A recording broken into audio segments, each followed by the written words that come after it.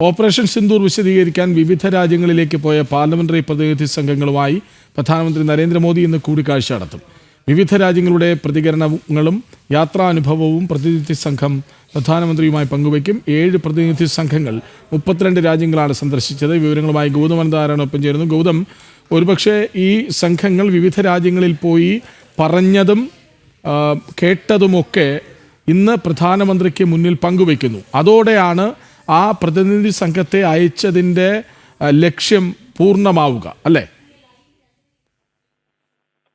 കൃഷ്ണാജി, ഇന്ന് ഉച്ചയോടുകൂടി മുഴുവൻ പ്രതിനിധി സംഘവും രാജ്യത്ത് എത്തും. ഇതിനു മുമ്പ് തന്നെ വിവിധ സംഘങ്ങൾ ഇതിനകം എത്തിക്കഴിഞ്ഞു. ശശി തരൂർ നേതൃത്വം നൽകുന്ന സംഘം ഇന്ന് ഉച്ചയോടെ ഡൽഹിയിൽ എത്തുമെന്ന് മനസ്സിലാക്കാൻ കഴിയുന്നുണ്ട്. വൈകിട്ട് പ്രധാനമന്ത്രി നരേന്ദ്രമോദിയുടെ വസതിയിൽ വൈകിട്ട് 7 മണിക്ക് സെവൻലോ കല്യാൺ മാർഗിലാണ് 7 പ്രതിനിധി സംഘത്തിലെയും 59 അംഗങ്ങൾ എത്തുന്നത്.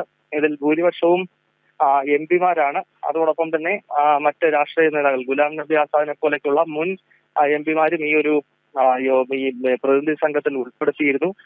എന്തായാലും ഈ 7 പ്രതിനിധി സംഘങ്ങൾ 32 രാജ്യങ്ങളാണ് സന്ദർശിച്ചത്. കഴിഞ്ഞ 3 ആഴ്ചക്കിടയിൽ 59 അംഗ സംഘമാണ് 7 പ്രതിനിധി സംഘങ്ങളിലായി ഉള്ളത്. കേരളത്തിൽ നിന്നും ശശി തരൂർ ഒരു സംഘത്തെ നയിക്കുന്നുണ്ട്. ഒപ്പം മുൻ വിദേശകാര്യ സഹമന്ത്രി വി മുരളീധരൻ, മുസ്ലിം ലീഗിന്റെ നേതാവ് ഇ ടി മുഹമ്മദ് ബഷീർ, CPM-ന്റെ രാജ്യസഭാ കക്ഷി നേതാവ് ജോൺ ബ്രിട്ടാസ് എന്നീ മലയാളികളും വിവിധ സംഘങ്ങളിലുണ്ടായിരുന്നു.